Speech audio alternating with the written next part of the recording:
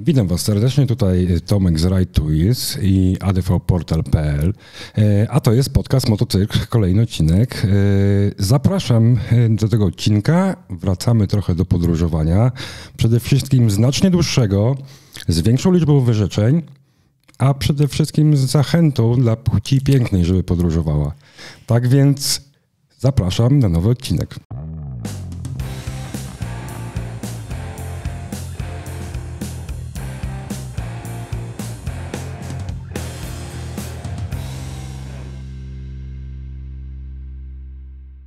Już niedługo będziemy świadkami niezwykłej przygody. Możemy się stać jej częścią, nawet bym powiedział. A do tej przygody przygotowuje się mój dzisiejszy gość, czyli Natasza Caban. Witam Cię, Natasza, i dziękuję za przyjęcie zaproszenia. Dziękuję serdecznie, że mogę tutaj z Wami dzisiaj być. Dziękuję, że się widzimy i rozmawiamy. Troszkę bliżej, jakbym Cię prosić. Ja taka nieśmiała jestem. Dobrze. Natasza, przede wszystkim coś, co nawet ja pamiętam, ponieważ tak jak rozmawialiśmy dzisiaj, mam ten swój element w życiu żeglarski. Trochę żeglowałem, trochę ludzi szkoliłem, a też troszkę Ciebie obserwowałem. No bo coś tam się wydarzyło w tych latach 2007-2009, bardzo ciekawego. Wiesz, no tak, popłynęłam sobie, że tak powiem, na dłuższy rejs. I to mówię z przymrużeniem oka, dlatego że mimo tego, że samotnie opłynęłam świat, to tak naprawdę zrobiłam to dzięki wspaniałym ludziom i wsparciu i strasznie wszystkim serdecznie dziękuję. Dzięki nim jestem dzisiaj tutaj, gdzie jestem. I nie tylko sobie popłynęłam, dlatego że współpracowałam z charytatywną fundacją i dzięki wsparciu ludzi, dzięki zebranym funduszom mogliśmy spełniać marzenia niepełnosprawnych dzieci. A jeszcze wiesz, tak chciałam nawiązać do tej twojej zapowiedzi, dlatego że powiedziałeś, o ile dobrze pamiętam, a mam dobrą, krótką pamięć, o kobietach, żeby jeździły. Ja myślę, że my jeździmy, tylko czas, żebyśmy się przesiadły z jazdy jako plecak na własne dwa koła. O tym właśnie chciałem powiedzieć, bo do tego chciałbym zachęcić. Te, jak to mówią czasami, plecaki, tak? Ale rzeczywiście jest tak, że coraz więcej dziewczyn podróżuje. Ja bardzo zachęcam dziewczyn do podróżowania. No dobrze, Natasza, ale w tamtych latach przepłynęłaś świat, bo to jest bardzo istotne w tym wszystkim dookoła. Jak to się zaczęło? Skąd ta zajawka w ogóle, żeby podróżować? Ja już nie mówię żeglować, ja nie mówię, wiesz, dwa koła, tylko skąd ta zajawka do poznawania nowego, bo to jest tak naprawdę chyba w tym wszystkim najpiękniejsze, kiedy się podróżuje. Wiesz co, myślę, że dla każdego jest inna droga i każdy ma swoje marzenia, bo to wszystko się zaczyna w nas. Zaczyna się od tego pierwszego kroku. Moim marzeniem było opłynąć samotnie świat. Dlaczego? Dlatego, że chciałam się nauczyć żeglować po prostu. Jak się robi coś samemu, to wówczas bierzemy całą odpowiedzialność. Ocean jest fantastycznym nauczycielem, nieco srogim. Błędy na morzu kosztują życie. Dobrze o tym wiesz i ci, którzy żeglują też. Dlatego postanowiłam zostawić rzeczy łatwe dla innych i troszeczkę w siebie uwierzyć. No i opłynęłam świat i jak już to zrobiłam, to nadszedł czas, żeby spełniać kolejne marzenia, wiesz, skoro nie nauczyłam się żeglować po kółku, czas zmienić zainteresowania i plany. No dokładnie, no to właśnie, teraz przyszedł ten czas na te dwa kółka. Dwa kółka, na których zamierzasz przejechać świat. Słuchaj, ale skąd ta zajawka motocyklowa, żeglarstwo, motocykle nagle? No właśnie, jak to się wszystko, że tak powiem, zaczęło? Skąd takie podejście, że jednak na motocyklu, a nie samochodem, na przykład jakimś terenowym? Wiesz, posiadam prawo jazdy na tiry, natomiast co się okazuje, że z czasem, z wiekiem bym rzekła, a już mogę, to parkowanie czterech kółek, jakoś tak te dwa kółka mi za ciasno i tam zahaczam jakieś rzeczy, więc stwierdziłam, że przesiądę się na coś smuklejszego. Okej. Dobra. W twojej historii w ogóle, bo nie ukrywam, że trochę przestudiowałem to, co się działo u ciebie, gdzieś się pojawiły jakieś treningi enduro, jakieś plany, jakieś Dakary i inne w ogóle rzeczy, o których normalna, tak powiem przysłowiowo, normalna kobieta nie myśli w ogóle. Bardziej, wiesz, no w kategoriach trochę innych kobiety na dzisiaj myślą, a ty masz ciągle tą zajawkę takiego, wiesz, z taką z pazurem, nie? Tak. A ja myślę, że wszystkie mamy pazury bardziej pochowane dla dobra naszych rodzin, dla wyższych celów, natomiast ten pazur każda z nas ma. Kwestia, czy mamy odwagę, czy mamy jaja, żeby je wyciągnąć, ewentualnie możliwości, bo tak jak mówię, mamy na tyle kobiety, ja myślę, że że przywilejem jest bycie kobietą i stawiam na babeczki. Panowie mi nie przeszkadzają. Zapraszam wszystkich do współpracy w kolejnym projekcie. Natomiast jeżeli chodzi o kobiety, to wiesz, tak się zdarzyło, że jak upłynęłam samotnie w świat, to ja usłyszałam od wielu osób, że jestem bohaterką. Natomiast dla mnie bohaterką jest mama, która ma 2 dzieci, jedno z nich jest nieużyczalne i musi na to zarobić i każdego dnia walczy. I to jest kobieta, która ma największy pazur na świecie. To jest jedno. Oczywiście chcę tyle ci powiedzieć, że zapominam twoich pytań, do czego chciałam nawiązać, ale wiesz co, a zadaj mi jeszcze raz pytanie. Proszę cię. Mam tyle myśli, słuchajcie, tyle się dzieje, bo ruszamy z wyprawą już wkrótce i nie sypiam i mam wielkiego banana. To jest, też musimy uzupełnić troszkę, że także generalnie spotkaliśmy się o 14:30, mamy godzinę 16 i dopiero zaczęliśmy nagrywać. Tak, dzieje się wokół Nataszy bardzo dużo. Tak. Jestem tego świadkiem. Jesteśmy w Liberty Motors od jakiegoś czasu. Dziękuję, że możemy tutaj być. Tak, i dziękujemy, że możemy tutaj to nagrywać. I rzeczywiście jakieś paczki, no wszystko tutaj wokół Nataszy się kręci tak, że widać, że też rynek bardzo pozytywnie reaguje. To jest bardzo fajne, że generalnie ten rynek, jak gdyby patrząc na ciebie, na twoje zamierzenia, ale też pewnie na twoją energię, która z ciebie po prostu aż tryska i to jest niesamowite. Wiesz, ja chciałam pojechać dookoła świata na motocyklu już 12 lat temu po rejsie. Natomiast życie się dzieje. Czasami w tą stronę idziemy albo w tą, to tak jak mówię, nie zawsze od nas należą wszystkie nasze decyzje czy wybory. Znaczy inaczej, powiedziałabym w ten sposób, że wydarzyło się życie i jestem gotowa, żeby jechać teraz. I jeżeli chodzi o te enduro i o tym, co wspomniałeś, to oczywiście jest za mną pewna doza przyjemności endurowej. Słuchajcie, zazdroszczę każdemu, który w tej chwili się szlaja po błotach i chyba to był okres w moim życiu, wiesz, jak trenowałam na enduro, kiedy śmiałam się najszczerzej, najwięcej. I strasznie wszystkim dziękuję, którzy ze mną dzielili ten czas. Natomiast w tej chwili, wiesz, ja już mam swoje lata. Kiedyś byłam najmłodszą Polką, która świat samotnie płynęła, teraz będę, wydaje się, najstarszą, która świat objedzie na motocyklu. Jeżdżę jak po mleko, tak naprawdę, po co się śpieszyć, wiesz, jak robimy coś fajnego. Także to jest część mojej wyprawy, żeby pokazać nie tylko dziewczynom, ale ludziom po prostu, że wiesz, nie trzeba mieć 20 lat, nie radiowego wyglądu, nie trzeba mieć 1 miliona followersów, żeby spełniać marzenia, bo tak naprawdę ta wyprawa jest o marzeniach. Zresztą wczoraj ktoś podpowiedział mi fantastyczne motto, czy hasło wyprawy i je kupuję od razu i sprzedaję. Także wyprawa będzie pod hasłem One Motorcycle, the whole world, shared dreams. Okej. Także... Nie, jest niesamowite. Aż nie ukrywam, że śmieciary przeszły, bo jak gdyby pasja do podróżowania, która we mnie drzemie, to jest niesamowita. Zapraszam, każdy może dołączyć, o czym później. Tak, to o tym jeszcze do tego dojdziemy. To, co jest też fajne, to jest to, co cały czas mówisz i powtarzasz, że zapraszasz kobiety do wspólnych przyjaźń. Będziesz to robiła zarówno tu w Polsce, w jakiejś tam części, ale i też za granicą. Też bardzo fajna inicjatywa i co jest jeszcze fajniejsze w tym wszystkim, to uwielbiam to, jak mówię, że mężczyźni ci nie przeszkadzają i jeżeli tylko będę mógł, to na pewno dołączę. Słuchaj, ale zanim przejdziemy w ogóle do tej całej sprawy w ogóle tego wyjazdu, to ja bym chciał bardziej podpytać ciebie jeszcze o takie trochę może przyziemne rzeczy, może takie bardziej jak gdyby, trochę związane z tym wyjazdem. Przede wszystkim, to co, motocykl to teraz nowa pasja? Wiesz, to jest taka staro-nowa pasja, dlatego że ja prawo jazdy zrobiłam już bardzo dawno temu na takiej zasadzie, że jak robiłam prawo jazdy na samochód, to od razu zrobiłam na motocykl, żeby się 2 razy nie trzeba było uczyć, z racji tego, że raczej jak się dowiedziałam, zresztą płynąc dookoła świata, bo wtedy dużo się człowiek o sobie dowiaduje, dowiedziałam się, że jestem w miarę leniwą osobą. Także od razu machnęłam prawo jazdy. I później, wiesz, to tak wyszło, że mój przyjaciel biegał za mną, użyczył mi motocykla i przypominał mi po 17 latach posiadania prawa jazdy, jak się te biegi zmienia. I zresztą, wiesz, zdążyłam skasować mu motocykl, ale do tej pory się przyjaźnimy. Pozdrawiam cię, Tomku. Później ta cała historia, wiesz, jak to się wszystko zaczęło, jak to wszystko było, już zaczyna się pisać u mnie na blogu, na stronie internetowej. Także wspominam o sobie, dzięki którą mogłam zacząć. Zaczynałam u chłopaków, którzy przypadkiem zdarzyło się, że mogłam do nich dołączyć i pożyczali mi motocykle, kiedy im z wysiłku blokował ręce na torze.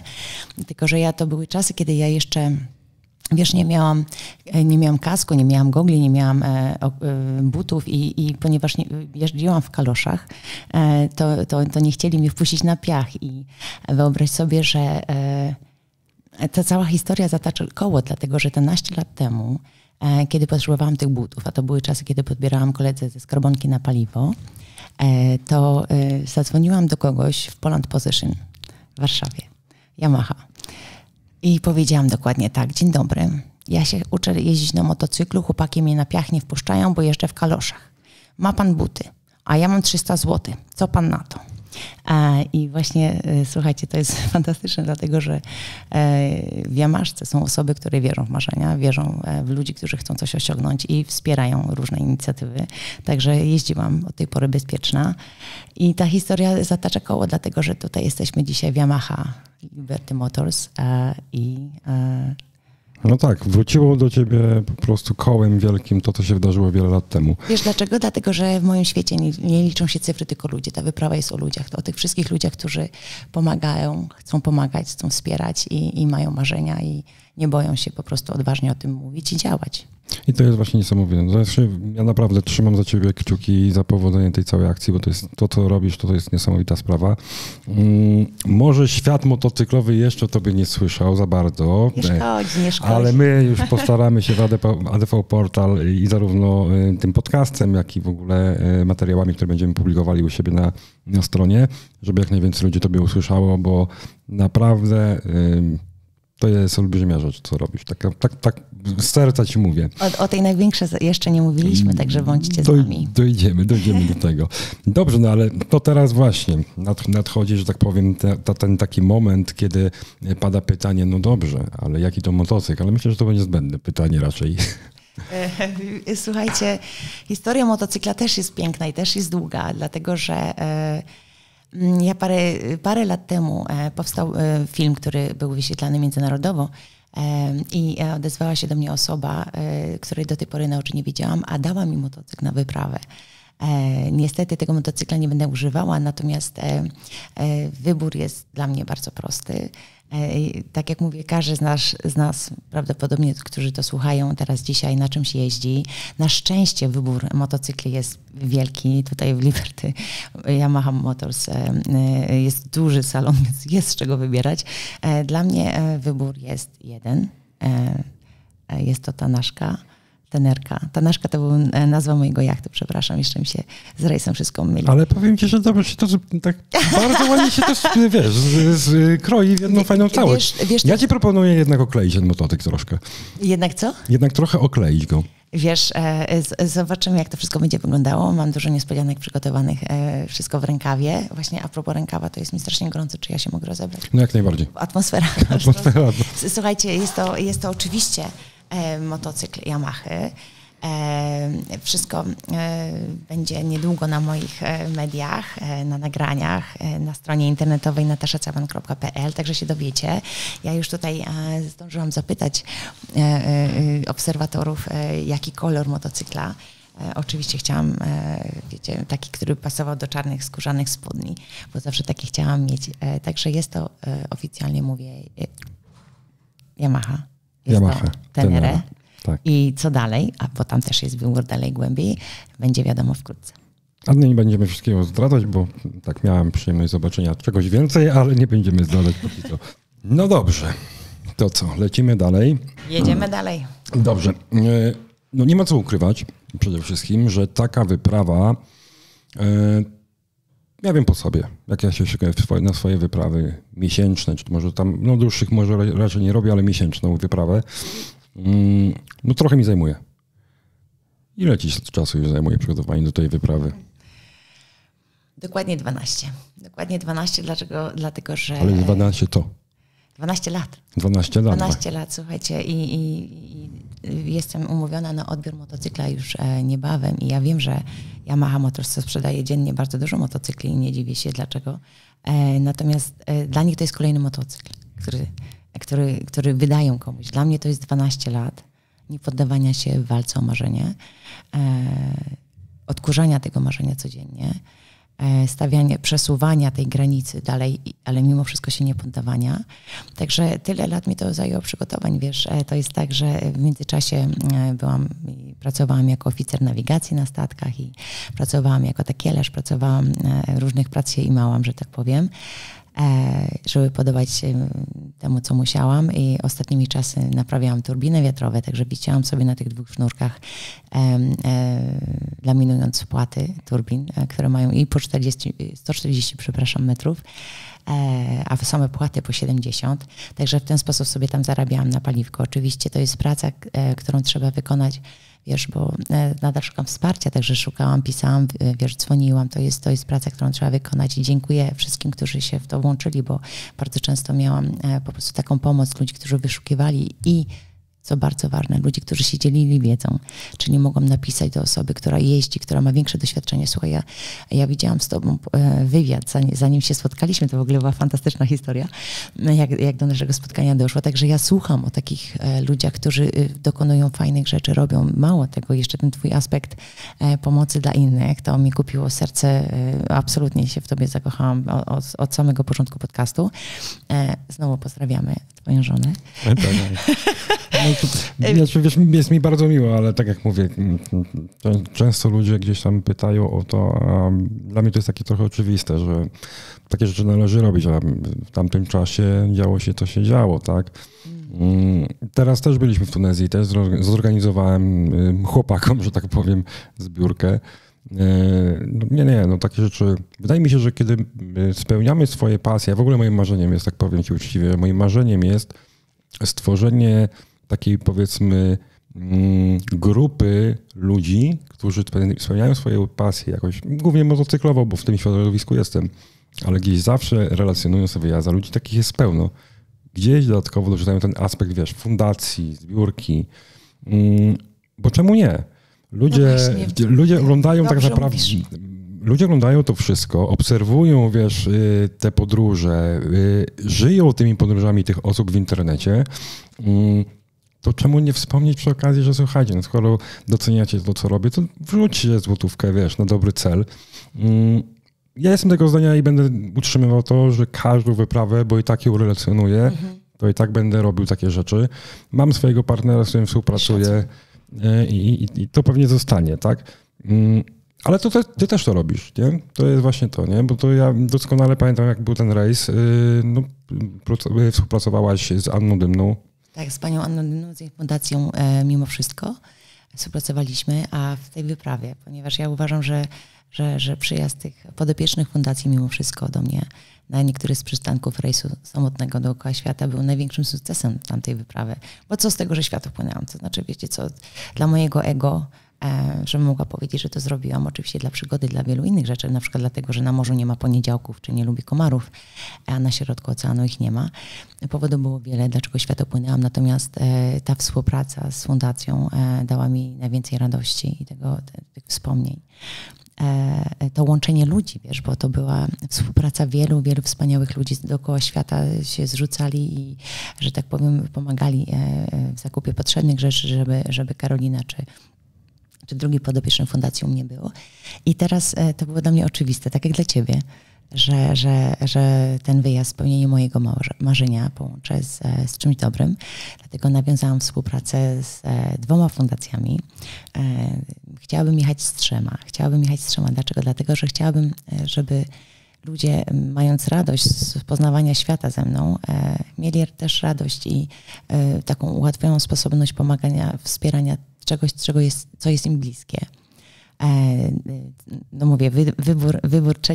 fundacji jeszcze zostawiam jako wisienka na torcie dla potencjalnego sponsora, także zapraszam. Ale jedziemy z 2 fundacjami na razie, tak startujemy. I jest to fundacja Dajemy Dzieciom Siłę z Warszawy, która wspiera dzieci, które doznają krzywdy. I kolejną fundacją jest fundacja z Wrocławia, nazywają się Między Niebem a Ziemią. To jest fundacja, która wspiera rodziców nieuleczalnie chorych dzieci.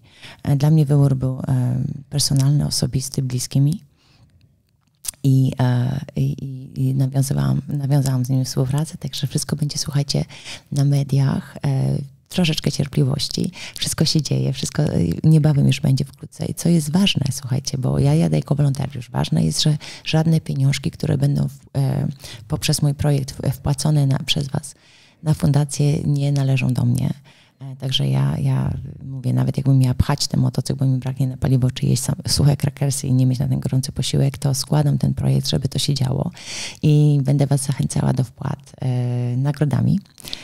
Będą konkursy, będziecie nawet mogli przyjechać do mnie na parę dni na trasie. Będziecie mogli polecieć ultralightem, lecieć balonem, nurkować w takim symulatorze warunków nurkowych. Będziecie mogli w tubie latać, jakbyście wyskakiwali z samolotu i jeszcze będziecie mogli, tak nie chcę zapomnieć o nikim, może mi się przypomni później, bo jeszcze tych nagród jest dużo. Jeszcze będzie można przyjechać nad morze na weekend, na przykład do hotelu Wellness i Spa. Janta, jest taki hotel, mówię o nim, wymieniam go dlatego, że to są ludzie, którzy już wcześniej mi pomagali. Ja współpracuję z wieloma akcjami charytatywnymi, to są ludzie, którzy po prostu mogę na nich liczyć zawsze. Ci, którzy tutaj weszli w ten projekt, w tę nagrodę i zapraszam resztę też, żeby może chcieli coś dorzucić. Też będzie, przypomniało mi się jeszcze fantastyczna rzecz, można będzie wygrać na przykład kurs kajtowania. To są ludzie, to są moi przyjaciele, to są firmy, które wspierają po prostu spełnianie marzeń i pomaganie innym. Także serdecznie was zapraszam do śledzenia, dlatego że wyprawa będzie mega interaktywna. Ja tak będę gadała, jak mi nie przerwiesz, to po prostu będę gadać i gadać. Słuchaj, ale ja to uwielbiam, wiesz? Ja tym żyję, ja właściwie nie śpię, ja marzę o tym śnie, rozmawiam o tym cały czas. Już to powiedziałem w międzyczasie. Ja naprawdę obserwuję ten wulkan energii, to co się dzieje wokół ciebie i ja naprawdę czerpię wielką przyjemność i myślę, że moi widzowie i słuchacze też będą mieli tą przyjemność wysłuchiwania tego, jak ty opowiadasz o tym. Ale powiedz mi taki szczegół jeden. Zapytam cię, bo mówisz o wygraniu, ale to będą jakieś licytacje? Co to będzie? Posłuchaj, jak to wszystko będzie organizowane, to wkrótce będzie na social, ale co jest ważne, to po prostu wpłacając na fundację, na którąś z fundacji, będziecie mogli wybrać nagrodę, że tak powiem, w konkursie, tam będzie konkurs, będziecie mogli sobie wybrać, którą nagrodę chcielibyście wygrać, mieć szansę wygrać. Dodatkowo w trakcie trwania wyprawy będziecie mogli mi dawać wyzwania, a jeżeli je spełnię, to będę chciała w zamian wpłatę. Będziecie mogli mieć, będzie koncert życzeń, czyli będziecie mogli sobie coś życzyć, nie wiem, widokówkę, odwiedziny waszej dalekiej rodziny, daleko, czy cokolwiek, zdjęcia z jakiegoś miejsca. Będziecie mogli decydować, którą trasą pojadę. Także zapraszam was serdecznie do śledzenia. Nie tylko dlatego, że jadę dookoła świata, bo jest nas wielu i za każdego trzymam kciuki. Natomiast im więcej osób się dowie o tym, tym realniejsza szansa, że pomożemy tym, którzy potrzebują. Ale wiesz co, powiem ci jedną rzecz. Trochę chciałbym dotknąć, spokojnie, ale chciałbym dotknąć trochę jednej rzeczy, która no myślę, że nie tylko mi była zarzucana. Wiesz, te współprace, nie? Z jakimikolwiek podmiotami, fundacjami, że sobie finansujemy, że próbujemy w ten sposób. Ten rynek, to społeczeństwo jest tak trochę ciężko, nie? Z tym tematem. Słuchajcie, ja już w rejsie miałam to były takie pierwsze internetowe możliwości ludzi, którzy nie za bardzo chcą, żeby nam się udawało i słyszałam rzeczy na swój temat takie, że czapki po prostu, jak to mówią, kapcie mi zlatywały z nóg. Chociaż jeszcze nie dorobiłam się żadnych kapci. Bardzo, bardzo bym chciała kiedyś. Słuchajcie. Dobrze, ja w takim razie rezerwuję ten prezent dla siebie. I ktoś piękny, o pięknym sercu, pamiętam, na ucho, to była kobieta, na ucho się tak przytuliła do mnie i powiedziała: Natasza, ludzie cię będą opluwać, ale pomagaj, mimo wszystko. I tak mi to zostało i tak będzie. Bo wiem, że warto, także cały ten wysiłek, słuchajcie, prawda jest taka, że ja w tej chwili, żeby to wszystko zgrać, bo mam i odbiór motocykla, i rejestrację, i ubezpieczenie, i pakowanie go na statek, i miliard tematów, które muszę ogarniać. Jednocześnie na razie zakładam pieniążki, które zbierałam na paliwo, żeby złożyć ten projekt do kupy. Także bardzo liczę na to, że ktoś wejdzie i tutaj wspomoże. Natomiast mamy na to 2 lata, bo wyprawa będzie trwała 2 lata. Także biorę krok do przodu, robię to po prostu, bo wiem, że warto. Wiem, że ten cały wysiłek, moje niespanie po nocach, to robi sens. No to robi sens i to też daje taką satysfakcję dla siebie samego, nie? Bo to jest tak, że na koniec dnia, tego przysłowiowego dnia, masz tą opcję jak gdyby cieszenia się z realizowania jakiegoś projektu. Ja jestem mega na przykład podjarany tym, że mi się udało. Ja też jestem podjarana, że ci się udało. No to jest, nie wiesz, bo to motywuje innych do roboty. Wiesz, ja widziałam twój podcast i mówię, kurczę, no. Ale to jest niesamowite. To wziął i zrobił. To jest, wiesz, ja też spotkałem kupę dobrych ludzi, nie? Świat jest pełen dobrych ludzi. Zawodowo, że tak powiem, zajmuję się czym się zajmuję. Tutaj szapoba firmie, w którą... A czym się zajmujesz? Ja organizuję eventy dla branży IT. O proszę. Tak. Robię między innymi jedno z największych wydarzeń. Jakie jedno? Największe wydarzenie w tej części Europy. To znaczy? InfoShare. A cóż to? To jest największe wydarzenie branży IT w Europie Środkowo-Wschodniej. I w którym miejscu to się będzie odbywało? W Gdańsku. W Polsce. I ty to przygotowujesz? No, czyli jestem jednym z. Ach, tak. Ale ja odpowiadam za współpracę biznesową z naszymi partnerami. Tak więc mamy trochę do pogadania, myślę, jeszcze poza kamerą. Wiesz co, tak, ale gdyby zamykając ten temat, jest kupa ludzi, którzy hejtują to, co się robi przy okazji, ale ja bym na nich nie patrzył. Trzeba iść do przodu po prostu i robić swoje. Powiem ci tak, zapraszam wszystkich hejterów, jak ja ich to nazywam, żeby sobie poszli na spacer. Dlatego, że jest miliony ludzi, którzy jeżdżą lepiej ode mnie, jest miliony ludzi, którzy wyglądają lepiej, jest miliony ludzi. Zawsze jak się porównujemy, jest ktoś gorszy, jest ktoś lepszy. Czy to ma znaczenie? Ważne jest, że mam 2 ręce, 2 nogi i spełniam marzenia i chcę komuś pomóc. Także naprawdę idźcie na długi, kochani, spacer, dlatego, że nie będę brała do siebie nic, co nie pomaga. Wiem, jeżdżę, jak mówię, jak po mleko i jestem z tego dumna, bo będę się uczyła na wizji i nieraz będę ten motocykl podnosiła. I tego też się nauczę. Także to jest moja droga, wiesz, to jest cała historia tego wszystkiego. Także zapraszam wszystkich przyjaciół, wszystkich, którzy mają jakieś podpowiedzi, czy którzy rzeczywiście coś przeżyli, chcą się podzielić informacją, czy wskazać mi jakąś drogę na trasie, czy sposób jakiś. Zapraszam wszystkich, którzy mają doświadczenie, bo z tego chcę czerpać i chcę was wszystkich łączyć. No dobrze. Taka pomocą... To też trochę my, jak gdyby ja czy Marcin z Motocyklenek trochę praktykujemy i pomagamy ci. Pozdrawiamy Marcinie. Tak, pozdrawiamy Marcina, ale też nie można zapomnieć o właśnie sponsorach. Tutaj też wielkie wyzwania, bo te rozmowy, czyli sponsorzy, media, tu też możemy chyba już oficjalnie powiedzieć, że ADV Portal objął patronatem wyprawę Nataszy i będzie można to wszystko u nas zobaczyć. Tak, ale sponsorzy, tak, powiedzmy o tym dosyć głośno, że Natasza cały czas poszukuje takich partnerów biznesowych, którzy byliby zainteresowani współpracą przy tym projekcie, prawda? Tak, oczywiście, natomiast już jest grono osób, które weszło i powiem wam, że z dumą powiem, że większość z nich to są ludzie, z którymi się znam od dawna, czyli mieliśmy już szansę współpracować przy innych rajdach i to są ludzie, którzy wiedzą, że jak coś postanowię, to się dzieje. No chyba, że mnie miśki zjedzą. Ale są ze mną i mnie wspierają. Są osoby, które weszły w projekt. Nie jest to oczywiste, oczywiście, jak ktoś teraz patrzy, kto to jest, bo to nie widać, prawda, w kamerze? Nie widać. Nie, możemy, ja myślę że biorąc pod uwagę jak gdyby charakter twojej wyprawy, możemy śmiało mówić o patronach, czego unikam normalnie w podcaście, w sensie nie promuję marek. W tym przypadku jak najbardziej będę promował, bo dzięki temu takie marzenia się mogą spełnić. Tak. Dzięki temu mogę zaoferować coś w zamian. Wiecie, no, każdy, kto ma w tej chwili wolną chwilę, jest chętny, żeby wspomóc. Nie wiem, ma czas na kręcenie materiałów, składanie, zapraszam. Czy jest zainteresowany po prostu, żeby być tego wszystkiego częścią, to zapraszam. Tutaj słuchajcie, mogę rzeczywiście powiedzieć? No oczywiście. Dobra, w takim razie jesteśmy tutaj w Liberty Motostore. Mają fantastyczne ubrania i sprzęt i różnych rzeczy na motocykl, także fajnie tutaj ich piasecznie odwiedzić, tu jesteśmy. Jadę Yamaszką z oczywistych względów, nie tylko dlatego, tak jak mówię, że jest to dobry sprzęt, uważam, niezawodny, ale to też tu są ludzie i no, absolutne grono aniołów, dziękuję.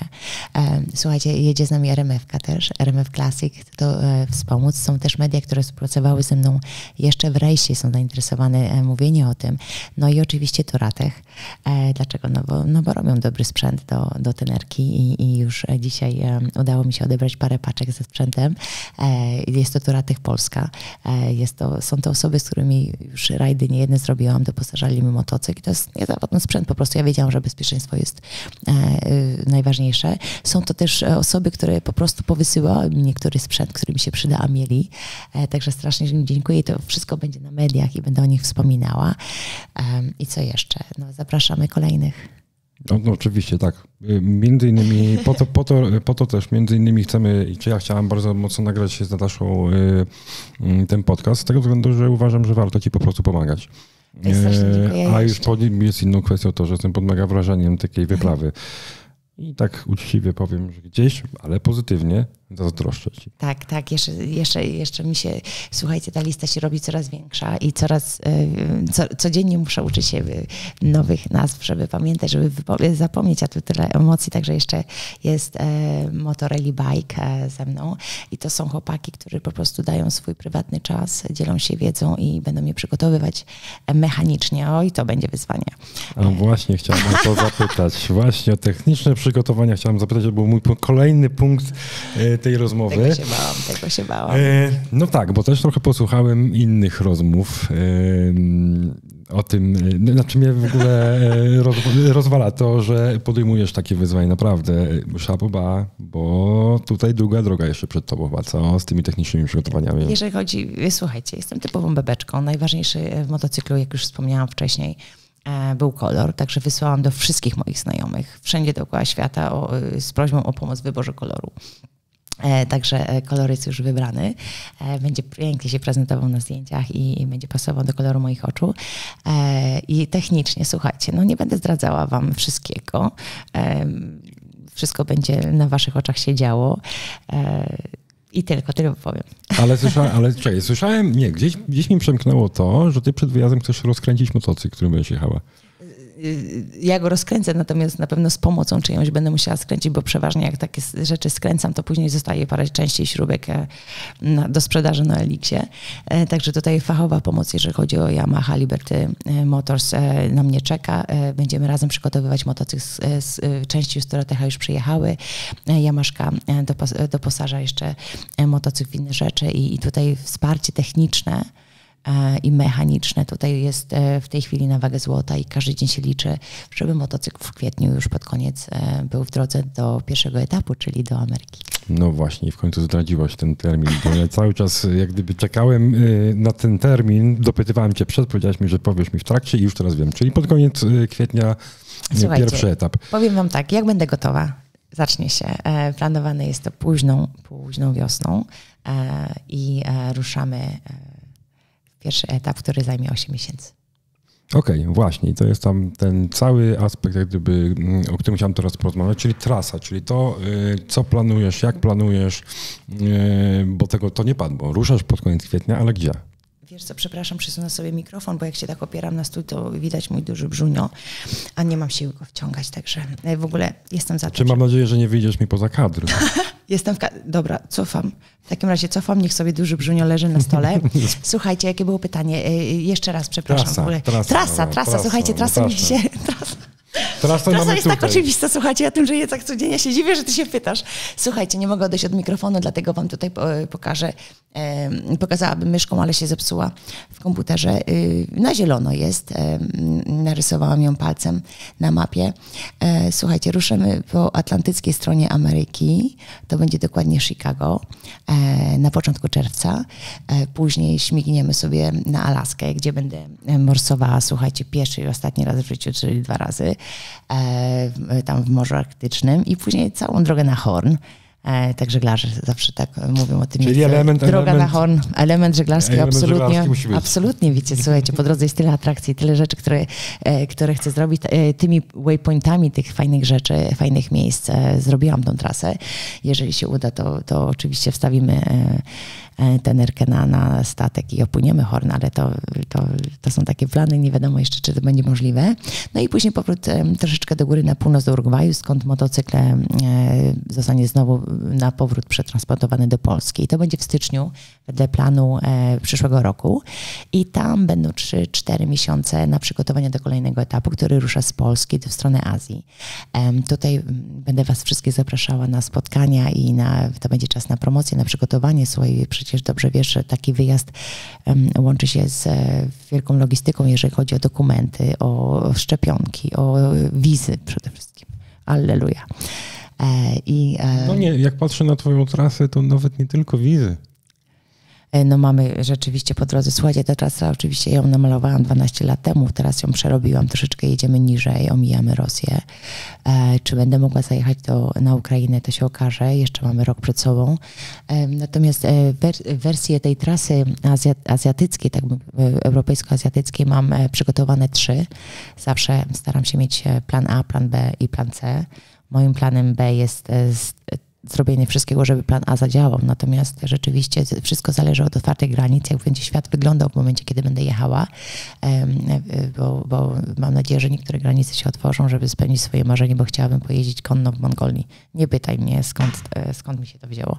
W każdym razie no zobaczymy, jak to wszystko będzie. Ja jestem fleksyjna, jeżeli chodzi o czas. To jest coś, co ja mam, co mogę zaoferować wszystkim, czyli brak pośpiechu, czyli tego elementu, że muszę wrócić do pracy i w tym momencie dodatkowe jakieś tam zgrożenia czasami występują.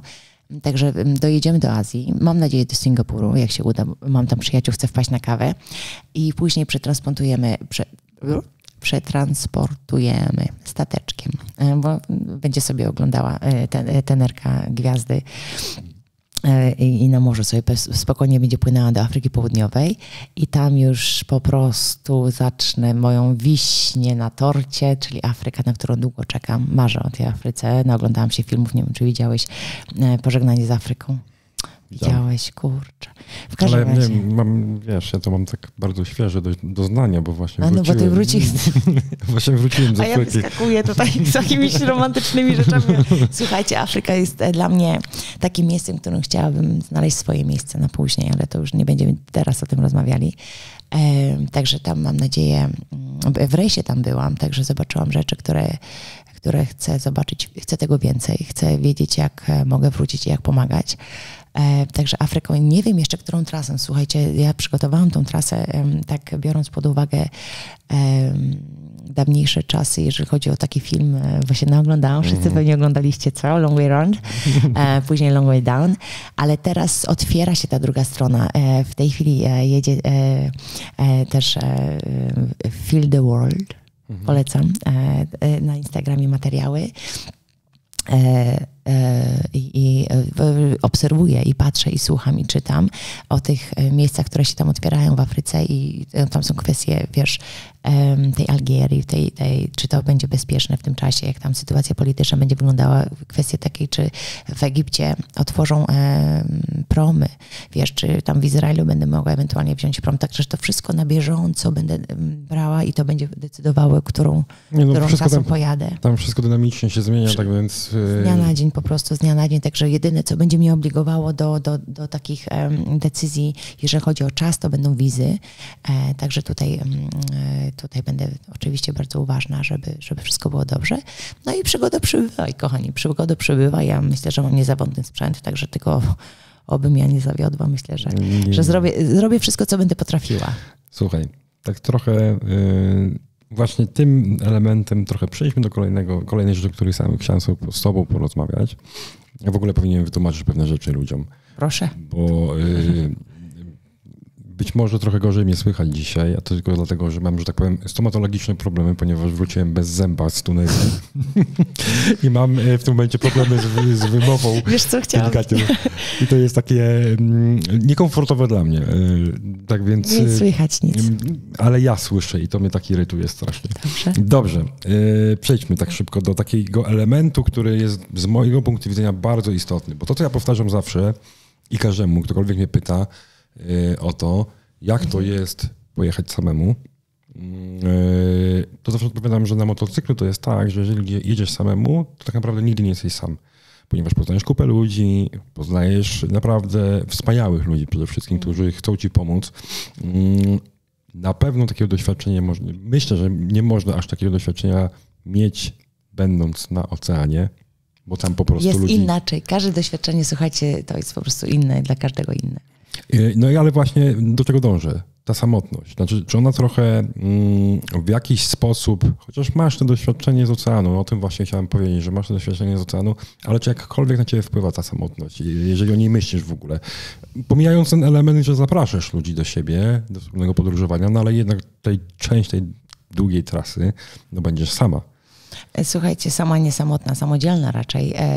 Powiem wam tak, jeden z elementów tego, że opłynęłam samotnie świat i teraz przygotowuję wyprawę dookoła świata na motocyklu, jest zabawna myśl, która mi przyszła niedawno do głowy, to, że kiedyś ludzie zaczęli mnie słuchać dopiero jak o świat opłynęłam, że mogłam mówić o żeglarstwie, a teraz się okazuje, że mogę sobie się wymądrzać o wyprawie dookoła świata na motocyklu, zanim to zrobiłam. Natomiast także nie wiem, jak będzie. Słuchaj, to jest dla mnie pytanie. Jeszcze na tak długich trasach nie byłam.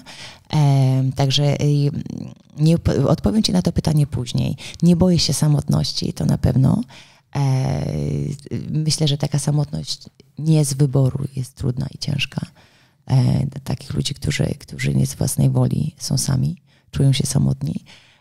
Tak jak mówią ludzie, wiesz, ludzie inteligentni się nigdy nie nudzą i mają zawsze dużo rzeczy do roboty, także myślę, że będę bardzo zajęta przede wszystkim uczeniem się tego wszystkiego, ogarnianiem tego drona, tej kamery, tych wszystkich materiałów, pisaniem do was odpowiadaniem i organizowaniem, wiecie, tych spotkań po drodze, dlatego że wjeżdżając do krajów chciałabym znaleźć kobiety, które jeżdżą tam na motocyklach. Chciałabym zobaczyć świat, ich kraje, ich oczyma. Chciałabym robić wywiady z ludźmi, z kobietami, o których warto, żeby świat usłyszał.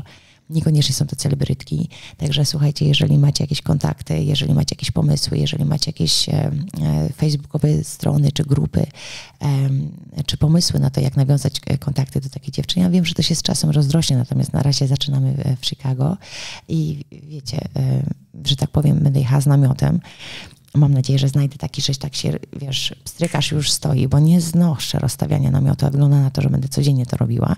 Także jeżeli macie jakichś znajomych, którzy mają pralkę, ciepłą wodę i mogłabym tam na podłodze rozłożyć śpiwór, to zapraszam do kontaktu. No, tu może też możemy. W Stanach chyba jakieś kontakty są. Dobra, wiesz co, trochę wypełniłaś już mi tą taką odpowiedź a propos ludzi, bo to mnie bardzo jak gdyby interesowało w jakiś tam sposób, ale czy są jakieś strachy z kolei? Strachy. Czy jest coś, czego Natasza się boisz podczas tej wyprawy?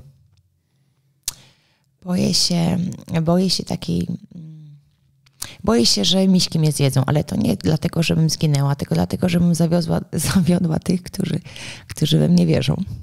Także nie chcę się dać zjeść miską. A tak jak mówię, no tam hotele są strasznie drogie. Za wielu znajomych na Alasce jeszcze nie mam. Mam nadzieję, że po drodze się znajdą. Także pewnie będę gdzieś tam kampingować na jakichś parkingach, nie wiem, to tego się boję. Myślę, że najtrudniejszym w ogóle elementem tej wyprawy fizycznie dla mnie będzie to morsowanie. Nie lubię zimna. Nie lubię, zmarszczki mi się robią na odwłoku. Ale o co chodzi z tym morsowaniem? Bo ja nie lubię zimna i mówię, zmarszczki mi się robią i boję się, że nie wejdę. Czekaj, ale ty masz tak samo jak ja, nie? Ale ja jak czegoś nie lubię, to tego po prostu nie robię. Skąd to morsowanie w ogóle? Trzeba sobie stawiać wysokie poprzeczki. Słuchaj, dostałam od sponsora cudowną bieliznę. Okej. I to jest taki moment, kiedy wiesz, no, kobieta przed 50, powiem tak, no ten sponsor bielizny kobiecej nie robi i także nie ma stanika, ale ma piękny napis, będzie na moim odwłoczku, także zamorsuję i boję się tego momentu, ja już się boję, już mi jest zimno, jak sobie pomyślę, że mam tam wejść, także to jest taki mój, wiesz, taki no-go zone, to jest coś, na co byś mi w życiu nie namówił, oprócz tego, że już powiedziałam publicznie, że to zrobię, także teraz będzie strasznie, żeby to rzeczywiście wykonać, no ale mam nadzieję, że się uda. I wiesz, czego się boję?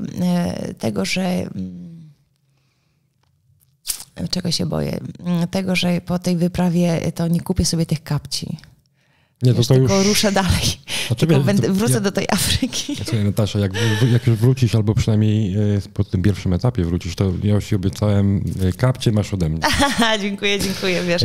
Mam nadzieję, że doczekamy czasów, że będą to kapcie już z logiem ADV Portal i ojej, to byłoby piękne. No czekam z niecierpliwością, wiesz, i wtedy nie spełniłabym, do czego zmierzałam, wiesz, bo mając swoje lata, tak to mnie uderzyło kiedyś na 40 dokładnie urodziny, że muszę wybrać marzenia, które chcę spełnić, że już nie mam czasu na całą swoją listę. I teraz okazuje się, że największym marzeniem w tej chwili dla mnie, oprócz tego sponsora na to paliwo, to jest posiadanie psa. Możliwość posiadania psa. Najlepiej 2. A najlepiej co 30, no ale zatrzymajmy się na 2. Chodzi mi o to, że żeby mieć swoje miejsce, do którego mogłabym wrócić i że te pieski by tam były. Czyli, że także jest to takie nieosiągalne dla mnie marzenie, ale mam nadzieję, że kiedyś już w tych kapciach ADV Portal. O, byłoby super. Tak, psy możemy też, że tak powiem, przyłatwić, bo ja współpracuję. Rozmawiam często z fundacjami, sam adoptuję takie maluchy. Mam przynajmniej jednego na razie. Zazdro. No, tylko to, co mówisz, ukłony w stronę mojej żony, która w momencie, kiedy ja wyjeżdżam na swoje podróże, to jest po prostu w domu i może się zaopiekować tymi zwierzakami. Czyli ale też mam, powiem ci, moją przyjaciółkę podróży, kotkę, którą w zeszłym roku znalazłem na drodze. O, zobacz. Jechała ze mną 70 km na motocyklu pod kurtką. Pod kurtką? Tak, ma na imię dzisiaj Eska, bo znalazłem ją na trasie S8. Masz dla niej gogle? Nie mam. Ale wyobraź sobie sytuację, kiedy zajechałem na stację benzynową, bo stwierdziłem, że kociaku małej nie przejechałem w ogóle na tej trasie szybkiego ruchu. Jechałem w stronę Białegostoku zresztą. I taka kulka gdzieś na drodze była. Mówię, zatrzymałem się, mówię, uratuję cię kociaku, wniosę cię gdzieś tam za te siatki, nie siatki. No niestety. Serce mam za miękkie. Tak więc dla mnie takie kraje w ogóle jak Rumunia, jak Albania, gdzie te zwierzaki po prostu tak biedne. Są wszędzie. W Albanii miałam, wiesz, kiedyś na autostradzie nowo wbudowanej rodzinę żółwi. Jechałam dosyć szybko, bo to była jakaś dojazdówka na jakimś rajdzie. I ta cała rodzina żółwi i były też otwarte studzienki wodne na autostradzie. To też niesamowite. Albania są nie tylko pod względem zwierzaczkowym wielkim wyzwaniem i rzeczywiście miękkie serce, boję się tego, wiesz, a propos piesku, no to ci powiem historię z takiej dostawy. Dostawiałam jacht z Australii na Hawaje, zatrzymaliśmy się na jakichś tam wyspach polinezyjskich. I no, tam jest tak, że te pieski nie były oswojone z samochodami. Ameryka tam wysyła swoje stare samochody, bo to była amerykańska Samoa chyba, jeżeli dobrze przypominam sobie. I tych piesków jest dużo, wiesz, ludzie podostawali samochody, pieski miały poprzejeżdżane łapki, gangreny i to wszystko. I przychodził taki jeden malusi taki do portu. Ja tam wynosiłam jedzenie z jachtu. No i w końcu zabrałam tego psa pod kurtką i tak kapitan mówi, wiesz, coś tu śmierdzi, mówi coś. Ja mówię, nie, mówię, słuchaj, pewnie się nie umyłam czy coś. I tak to jedzenie znikało. No i w końcu kapitan odkrył mój wiesz, skam. I ja taka byłam, to było niesamowite, ale ja stanęłam przed nim i mówię, albo ja i pies, albo schodzę, a kapitan, paszport proszę. W każdym razie, no nie miałam wyjścia, słuchajcie, musiałam popłynąć dalej i co chcę powiedzieć, że no tak też mam miękkie, że tak powiem, 4 litery i boję się tego trochę w wyprawie, że będę chciała, wiesz, angażować się Boże, to wytniemy, bo wytniemy to. Okay. Nie chcę wszystkiego zdradzać na samym początku. To nie wytniemy tego, po prostu zostawimy, że nie chcesz zdradzać. Dobrze. Dobrze. Tak, Pip. Nie, to tym bardziej zachęcamy do jak gdyby obserwacji, ale to też jest ten kolejny temat i wyzwania, bo też często podpytujesz mnie, ale przypuszczam, że nie tylko mnie, a propos tych wszystkich kwestii social mediów i coś. Ja czuję, że to będzie dla ciebie takie wyzwanie, bo to wszystko trzeba relacjonować. Ja wiem po sobie, ile to kosztuje roboty. No i jak tutaj? Jak tutaj? Tutaj super. Super dlatego, że się tego wszystkiego uczę. W bólach okropnych, natomiast na szczęście znajdują się osoby, które wiedzą więcej. Tak naprawdę, tak, a propos, to moglibyśmy po podcaście zostać i byś mi potłumaczył. Ostatnio, słuchajcie, chyba 2 dni temu dzwoniłam do Tomka i mówię, słuchaj, czym się różni te krzyżyki od tych małpek? Także takie było pytanie. Słuchajcie, nie wstydzę się tego, że się tego wszystkiego uczę. To będzie na początku trochę krzywe i trochę niewyraźne, ale już mam zakupiony sprzęt, żeby to robić profesjonalnie. Mam osoby, które się na tym znają, będę z tego przygotowana i tak wydaje mi się, że będę miała z tego dużą radochę, bo mam bardzo dużo pomysłów, co robić i jak robić. Także dajcie mi szansę. Tak jak mówię, nauczę się tego wszystkiego. Będzie to robione. Będą, myślę, z czasem, za 2 lata, super materiały. Słuchajcie, jest już kanał YouTube utworzony, jest i TikTok, i jest Instagram, i Facebook, i LinkedIn, i co tam jeszcze, bo może o czymś zapominam. Wszystko jest, natomiast dajcie chwileczkę czasu. Dlaczego? Dlatego, że wyprawa jest międzynarodowa.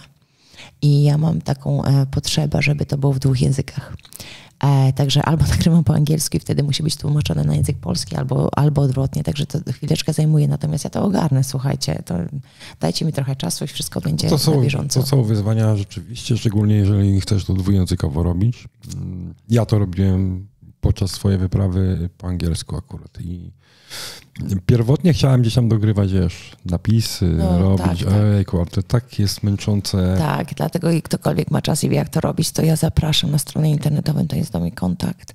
Ale wiesz, bo to jest międzynarodowe, te konkursy też będą dla wszystkich, także zależy mi ten wkład, ten wysiłek, to jest wszystko po to, żeby pomóc tak naprawdę końcowo i dlatego w związku z tym wiesz, ja byłam kiedyś ambasadorem bezpiecznej jazdy, także przewidziałam, tutaj zaraz się posypią różne opinie, słuchajcie, i każde przeczytam, oczywiście, natomiast wiesz, zaplanowałam sobie mniej więcej 200 kilometrów dziennie i 7 dzień na odpoczynek, ewentualnie naprawy, na cokolwiek siebie, na chorobę przewidzianą, słuchajcie, bo zawsze biorę ten najgorszy wariant, żeby cieszyć się z tego, że jest bardzo dobrze, więc oczywiście naprawy miałam na myśli cudzych motocykli, bo na pewno spotkam po drodze motocyklistów, którzy będą mieli techniczne problemy, bo moja Yamaszka to się nie psuje.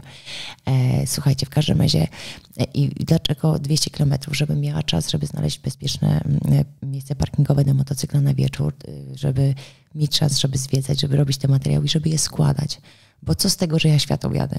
Jeżeli nie będziecie o tym wiedzieli, nie będziecie mieli relacji. Także to jest jedna z najważniejszych części mojej pracy, której się uczę. Także naprawdę będzie śmiesznie. Wszystkie wpadki, słuchajcie, będą, bo to jest chyba najfajniejsze w tym wszystkim. Tak mi się wydaje, przynajmniej na teraz, bo zobaczymy, jak będzie. W każdym razie, słuchajcie, także mam poświęcony, zapisany dziennie parę godzin na to, żeby się z wami skontaktować, żeby przeczytać wasze opinie, wasze pomysły, żeby odpowiedzieć na maile, żeby skrać materiały i złożyć. Tak, szukam osoby, która chciałaby na stałe ze mną współpracować. Na razie jest ze mną Paula. Pozdrawiam serdecznie, która mi pomaga i siedzi w tej chwili, tak jak rozmawiamy i tłumaczy rzeczy. Jest też Ola, która chce wspomóc, która mi pokazała w ogóle pierwszy program do składania, słuchajcie, materiałów. To wszystko się dzieje. Cierpliwości. Czekaj, a CapCut'a zainstalowałaś, jak ci pisałem? Wiesz co, zainstalował mi kolega, Kamil. No więc mam na telefonie, którego jeszcze nie odebrałam, bo taki specjalny telefon, słuchajcie, mam teraz, będą materiały tak super, będą się same właściwie robiły. Tak będzie. Najważniejsza jest wiara. Ciężka praca i działanie po prostu. Także dajcie mi szansę.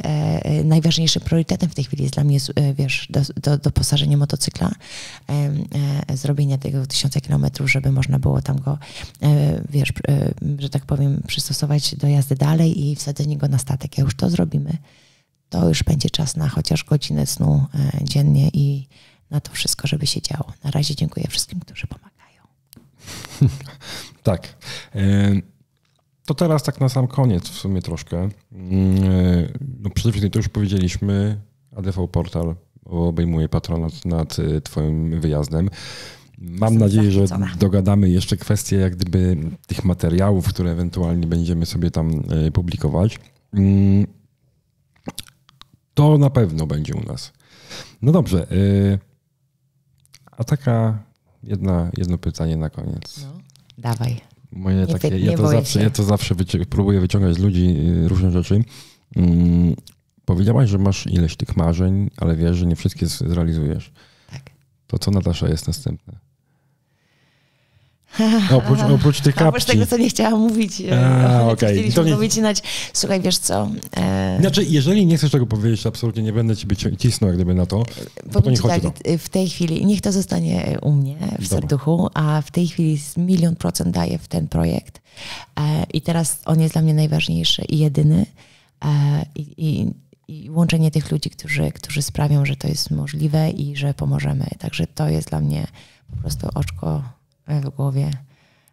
I wiesz, no, ten niebieski kolor, który przyniosłam z morza, to poczucie wolności, wiesz, to patrzenie na horyzont, po prostu wsadzę sobie literally speaking między nogi i po prostu pognam jak na tej fali morskiej, oceanicznej dookoła. Jasne. Mam jeszcze taki stały element mojego podcastu. Jest to takich 5 pytań, które czytam je sobie i powiem ci szczerze, mam problem tak naprawdę z ich zadaniem. No bo one są bardzo, bardzo, bardzo, że tak powiem, specyficzne i mogą trochę jak gdyby... Dajesz, raz się życie. Raz się życie? Zdarza. Raz się życie zdarza, dokładnie. Chyba, że jesteście czarnym kugerem. Dobra. Zobaczymy, jak to jest z tą twoją znajomością trochę niektórych elementów tych motocyklowych. Jezus, to techniczne są pytania. Nie, żadnego technicznego nie będzie. To dobrze. Ale będzie jedno zahaczało, te moje pierwsze. Ty coś pytałeś, kiedy jestem przerażona? Teraz. Dobra. 5 pytań, bardzo szybkie odpowiedzi. Aha, od razu. Pierwsze, co mi przychodzi na ten. Tak. Wow. Uważaj, no. bo to jest bardzo istotne. Skupiam się. Pierwsze pytanie. Nie możesz zawieść firmy, z którą współpracujesz. Jezus Maria. Uwaga. To też wytniemy, to wypipuj. Najbardziej podobają mi się motocykle z Japonii, Włoch, Niemiec, a może inne. Pierwsza odpowiedź. Dziękuję. Widzisz, nie było tak źle. Ale jakbym ci powiedziała, skąd wiem, że to tam, to byś walnął barana. Dziękujemy. Yamaha Motor Poland i Yamaha Motor Europe za spotkanie na targach. No okej. To dobrze. Widzisz, no to nie było tak źle. I to już jest koniec takich strasznych pytań, tak naprawdę. Nie, tak naprawdę to wiem od dawna, dlatego że ich śledzę, dlatego że ja się długo przygotowywałam do wyboru. Tak naprawdę to będzie moja największa przyjaciółka przez 2 lata. Jesteśmy jednym w tej chwili.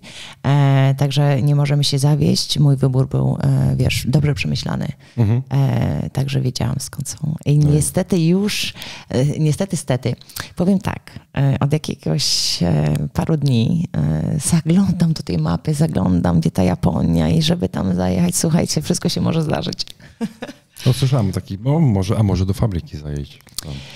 Nic na razie nie mówię, jestem otwarta na temat. Dobrze. Jeżeli nie wyprawa motocyklowa, to znowu zahaczam delikatnie o te plany, ale... Dobrze, to powiem tak, drewniana weranda, znaczy powiem tak, jak wrócę, to pewnie będę pod mostem mieszkała, ale jak nie to drewniana weranda, sofa, koc, gorąca czekolada, kominek, ten pies na kolanach i książka. Mam książki, które czekają na mnie od wielu lat, żebym je przeczytała. Także to bym robiła, po prostu. No. Okej.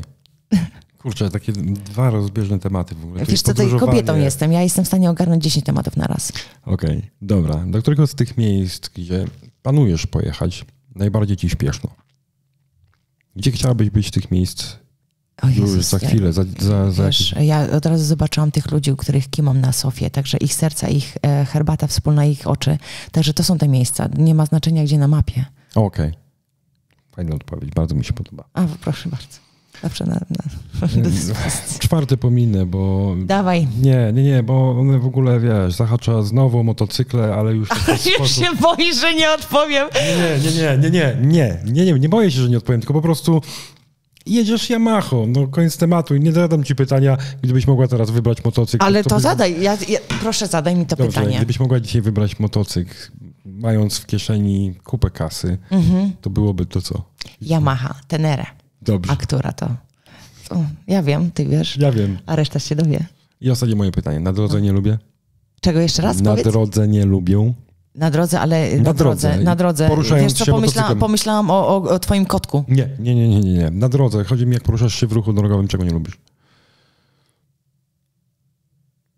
Jak mi słuchawka wyskoczy, wiesz, z muzą z jednego ucha, nie, bo to jest bezpieczeństwo, to też wypipamy. Wiesz co, nie lubię, kiedy motocykliści jeżdżą za szybko. Jak jadę samochodem, nie dajemy się widzieć. Nie lubię tego w nas, że musimy się wylansować i jeździmy na drogach, które są nieprzystosowane do jazdy na motocyklu. Zapierdzielamy tam, gdzie jest 60. nie powiem ile, bo aż nie przystoi. I wiesz, to jest tak, że jak spojrzę w lewo w lusterko, chcę włączyć migacz, ta sekunda spuszczona z lusterka, wiesz, skręcam i jest koleś, który robi jak na fajerwerce, to spoko, bo fajerwerki mają fajny dźwięk, chociaż Yamaszka ma lepszy. Ale rzeczywiście, słuchajcie, nie lubię, jak się nie dajemy widzieć. Jest zresztą materiał zrobiony dla policji. Wiecie, na mojej stronie, zapraszam was na stronę www.nataszacaban.pl, tam są media, tam na dole jest specjalnie stworzony film dla motocyklistów, o motocyklistach, o bezpieczeństwie i tam was zapraszam, ale naprawdę leży mi na sercu, kiedy widzę, jak dziewczyny, mężczyźni, ostatnio widziałam, robią sobie brwi jednocześnie jadąc, rozmawiając przez telefon i odpowiadając na maile, w korku gdzieś tam stoją i sobie jeżdżą od krawężnika do krawężnika. Chociaż zdarzyło się, że jechałam, dowiedziałam się ostatnio na spotkaniu, że można tak sobie między samochodami, zmieniając pasy oczywiście i włączając migacze, że tak sobie właśnie dygałam. I wyskoczył pan, bardzo szybko musiał chyba do toalety, bo biegł z papierem toaletowym i otworzył mi drzwi przed przednim kołem, także taką miałam sytuację. Słuchajcie, czy ja mogę, tak o bezpieczeństwie mówię, bo leży mi to na sercu, ale czy ja mogłabym tak ku końcowi kogoś pozdrowić? Wiesz co, zawsze marzyłam, żeby wygrać coś w radio, jakiś konkurs i ten broadcaster, pan dziennikarz by powiedział, a teraz może pani kogoś pozdrowić, bo ja to słyszałam wielokrotnie i tak marzę o tym. To będzie. Masz ten element. Tak mi weszło do głowy, to od razu mówię, wiesz, bo mi się szybko zapomina rzeczy. Ja generalnie trochę chciałem nawiązać do tego, że co opowiedziałaś o tym poruszaniu się, o tej naszej fantazji i w ogóle. Tak, fantazji. Tak, to znaczy, ciężko to nazwać fantazją, no ale dobra. Nazywajmy to jak chcemy. Ja ze swojej strony mogę tylko zaprosić do jednego z odcinków mojego podcastu, gdzie rozmawiam akurat z Michałem Alienem na ten temat, gdzie my mamy swoje zdanie na ten temat i na pewno podzielamy je z tobą. Tak mi się przynajmniej wydaje, że podzielamy, bo rzeczywiście trochę za bardzo przesadzamy na tej drodze. Wiesz co, po prostu dajmy się zobaczyć. Tak. Bardzo często niewielu z nas nie wraca z wypraw, czy wracają właśnie inaczej, powiem w ten sposób. Nie taki nie wraca i nie taki wraca, tak? Jeżeli chodzi o umiejętności, to nie zawsze zależy to od nas. Bardzo często są to błędy innych, właśnie rozmawiających przez telefon, czy robiących inne rzeczy podczas jechania samochodem. Ale dajmy się widzieć też po prostu. Dlatego wiesz, bardzo często jak wsiadam na motocykl, to sobie myślę, jadę po mleko, skup się, jesteś na motorze. Na motocyklu, na motorze. Ja mówię na motorze, myślę, że to w porządku. Jest w porządku, dajcie znać. Także wiesz, na zasadzie Natasza, jesteś na motocyklu, uważaj. I tak samo miałam w rejsie, wiesz, jeżeli ja wychodziłam na pokład, był sztorm, wiesz, ja miałam wolnej burty 30 centymetrów, czyli jeżeli jachta, nasza polska łustka, wiesz, była przechylona, to ja mogłam włożyć, siedząc w kokpicie, rękę do oceanu. Także osłony takiej, czyli linkę, która mi osłaniała dookoła jachtu, to jeden krok, nie taki, byłam w wodzie. Bardzo często wychodząc, budząc się, wychodząc na zewnątrz, mówiłam sobie, Natasza, jesteś na jachcie. Tak samo tutaj sobie mówię, Natasza, jedziesz motocyklem. Także głowa dookoła i nie tak, żeby głowa była tyłem do kierunku jazdy, ale się przydaje. No dobrze. To co? Ostatnie słowo Nataszy? I pozdrowienia? I cokolwiek byś chciała nie zrobić? Słuchajcie, chciałabym... A ile mam czasu?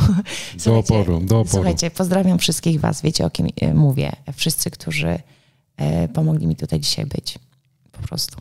Ale to jeszcze nie koniec, bo ja mam dla ciebie jeszcze pytań parę. Ojoj. Dajesz. Co przedstawia twój tatuaż na ręce?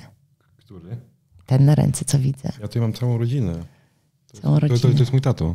Ojejuś. Tu jest moja mama, tu mam siostry. A dużo masz tej rodziny całej? Nie, tylko są 4 osoby.